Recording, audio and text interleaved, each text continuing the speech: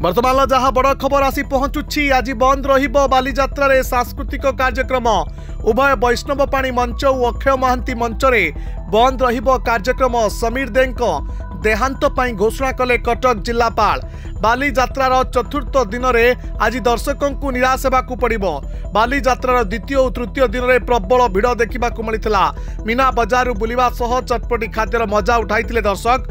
चलित वर्ष बालीजात्रा को घोड़ा आउ ओटो आसी मोट 30टी घोड़ा आसी घोड़ा और ओटो उपरे बसी मजा नेउछंती लोके।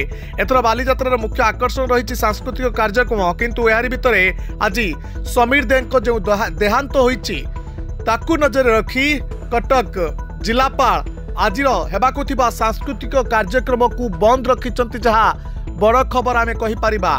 भारतीय जनता पार्टीर तीन थरर विधायक समीर दे किछि दिन हेबो निजर असुस्थता पाई से हॉस्पिटल एडमिट होइतिले आज तांकर देहांत होईछि।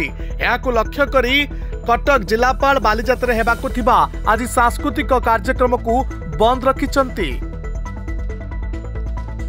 मेरे रिपोर्ट दिनलिपि लाइव।